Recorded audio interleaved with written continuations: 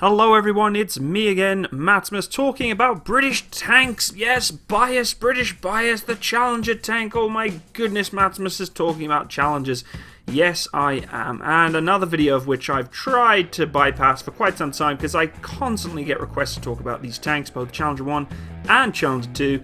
And, it's one of those tanks that I'm like, oh, so I really want to talk about it because all I'll ever get is criticism being British and biased and blah, blah, blah. I thought, you know what? No, let's actually get around to talking about these beautiful vehicles because A, they have a beautiful history behind them, and B, they're a bloody good tank. And everybody asks me, Matsimus, what's your favourite tank? Well, of course, it is the Challenger series of tank. Challenger 2, to be quite honest.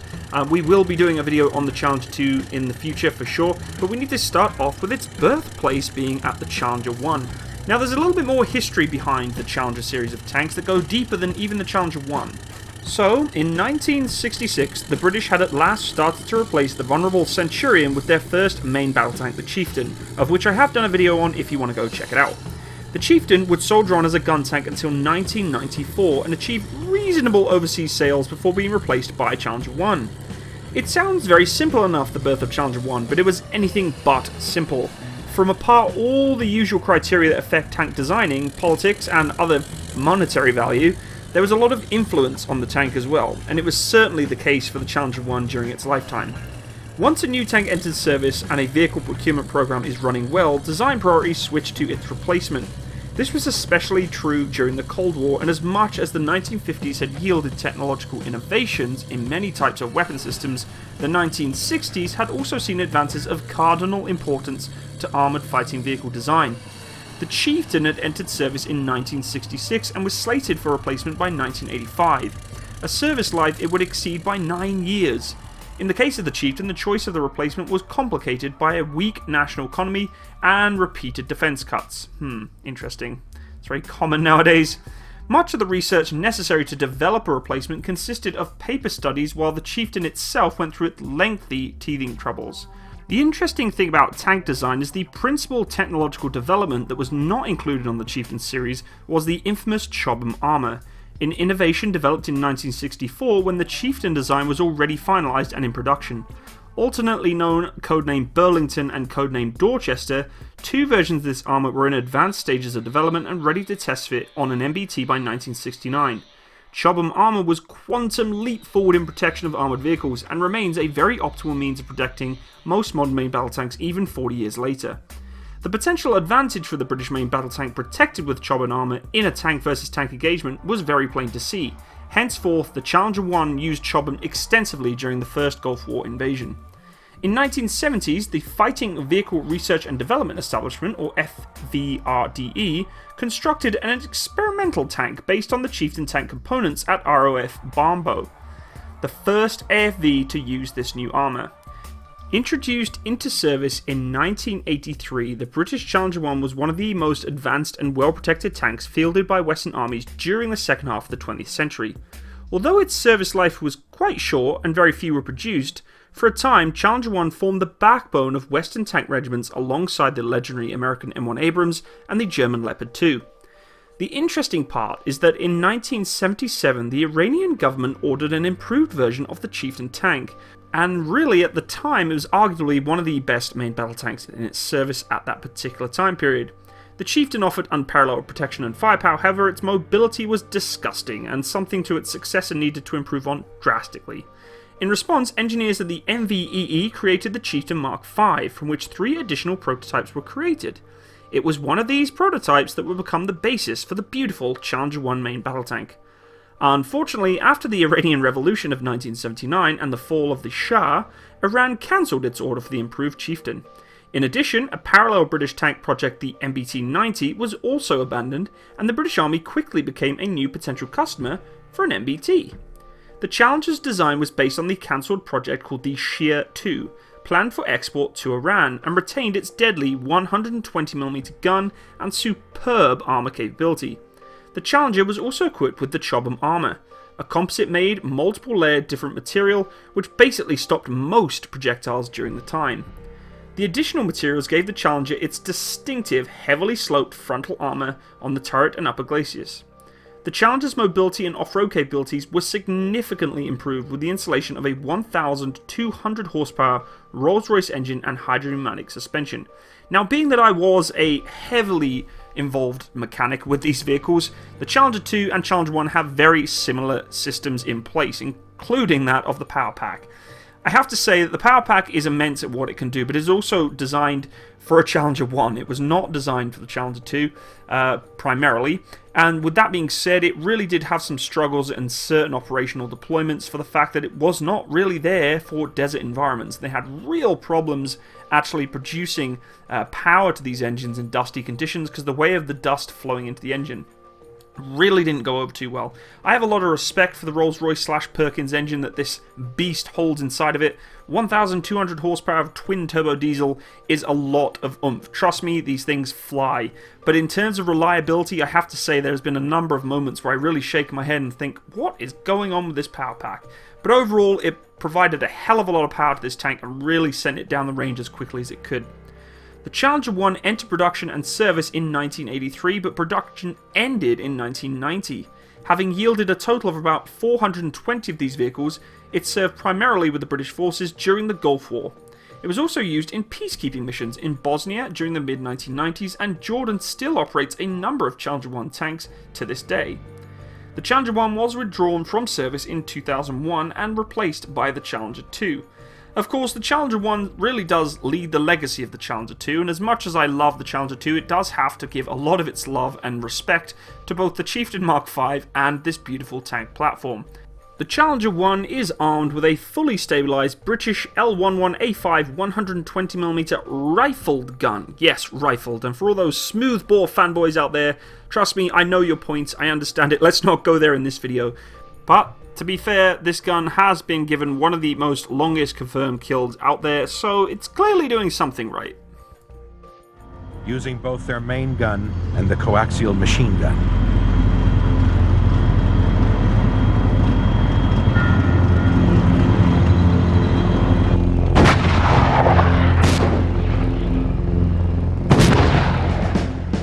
It goes on targets killed. They'll present 11 targets which are main armament, and 3 targets which are MG machine gun. And the aim of the day is to go down there and destroy every one of them.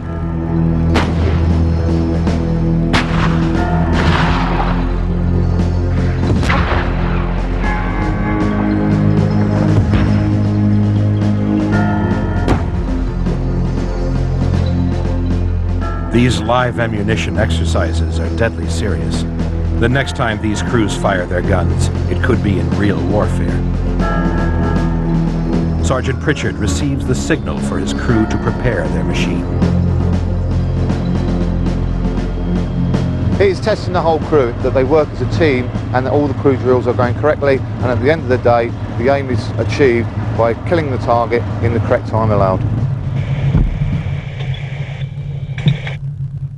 1-1 there. Right. A HESH, a BMP on 500. On 500. Fire. Fired. Now. Relays. 1 there. A 1,000 bar front. What's your front? First team take on 1,000. Oh, 1,000. Fire. Missed that one. Fire another one. Come on. Get another one down there. Good lads. On. Fire. I think that's target. Target, well done. Keep scanning. Little men targets. Keep over the look over the left loader. On. Fire. Gone down. Miss that bugger. Don't worry about it. Short range. First team take on 600. On 600. Fire. Fired. Now. Right, scan your arcs, gunner. Where's the bloody smoke? How far left? How far left? Right, see. First team tank on. Quick as you can, mate. Quick as you can, loader. Fire. Fired. Now.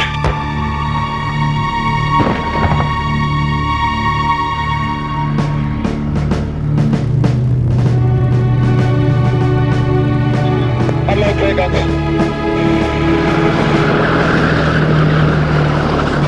Well done, lads. Had a lot of problems there. We got through before through. Sounds good. In all honesty, it was a significantly improved version of the Chieftain gun. It was extremely accurate. However, this MBT was fitted with a slow fire control system. During the Operation Desert Storm with the Challenger 1 tank, it engaged an enemy target at a range of 5,100 meters. A total of 52 rounds are carried for the main gun. Ammunition includes APDS-T, APFSDS-T, HESH, smoke, and training rounds. All ammunition rounds are separate loading type, which basically means the projectile or the round itself is placed inside the barrel, and then a bag charge placed behind that, which then has a percussion cap, almost like a bullet, placed into the rear of the magazine to then engage and fire the bag charge. The tank has two 7.62mm machine guns, one chain gun located to the side of the gun, and one of them is also mounted on the top of the vehicle by the cupola. There is a total of 4,000 rounds carried for both machine guns. The vehicle's hull was welded and also provided with a fire suppression and NBC protection system. In terms of gunnery, the gunner's station held the tank laser sight, which allowed for magnification of targets and improving accuracy at high ranges. The main gun was obviously stabilised along the two axes, along with a digital fire control system allowing for firing on the move. Including the laser rangefinder, it could reach targets around 11,000 yards. Ultimately, Challenger made use of the Thermal Observation Gunnery Sight, or TOGS, or TOGS as we used to call it, which allowed for a separate target output for both commander and gunner. One of the other key attributes of the Challenger series was its capability for off-road driving. Yes, they really do ride like a Cadillac when going off-road. They have the additional fuel tanks on the back to allow them to go that little bit further, and the power pack situated at the rear was able to be removed quite quickly, so to speak. At amassing 5.5 tons, it was a bit of a challenge sometimes to actually get the pack out of there. However, we were able to do it in normally about 45 minutes as a repair crew.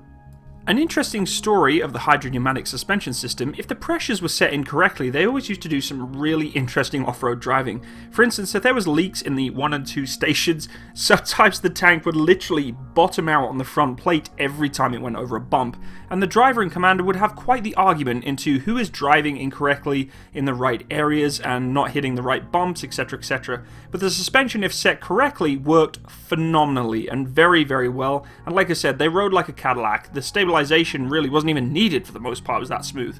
No, I'm just kidding. But really though, if those pressures were actually set correctly on all the suspension systems, it rode very, very smoothly and was able to give the crew quite a comfortable ride. The Challenger also had an interesting system put in place to allow it to engage aircraft. Yes, it was given the Challenger Marksman SPAAG, which was given the Marksman Air Defense Unit. A vehicle that I would love to actually see in action, but unfortunately I never got to see one of these vehicles. I'm sure there is one out there, I've never seen it myself. But the vehicle was quite impressive, so to speak, to engage aircraft in its day. Not so much nowadays, being that most aircraft can probably outrun the guns on that thing. There is also the CRAV, or the Challenger Repair Armoured Recovery Vehicle, which is an armoured vehicle which is designed to basically recover and repair vehicles, something which I have used extensively during my career and is a great bit of kit. Still used to this day actually to repair and recover the Challenger 2, they never updated it, so it's got all the components and tracks and everything of the Challenger 1, not much changed up until now for the Challenger 2 as well to repair and recover it, so they just left it as is. So that is it for today, folks. I hope you enjoyed today's video and learned something about the beautiful British Challenger 1 main battle tank. If you did enjoy the video, please hit the little bell button so you can be notified of any upcoming videos. I know a lot of you have been mentioning in the comments that you're not getting notified of my videos. A little strange, but that's YouTube for you, is what it is. If you wish to support my channel, I'd really appreciate you check out my Patreon page. The link is in the description box below, and for every single one of you who have been supporting my channel, I cannot thank you enough. It really does mean a lot to produce these videos for you and for you guys to actually support me in such a way. It's just incredible, so thank you very, very much. If you want to come hang out and chat with me, come hang out on my Discord channel. There is a link also in the description box, and all the other mannerisms and standard cliche YouTube things to do, please go do them, Facebook and all the like. And I will catch you guys on the next video. All the best. Bye bye.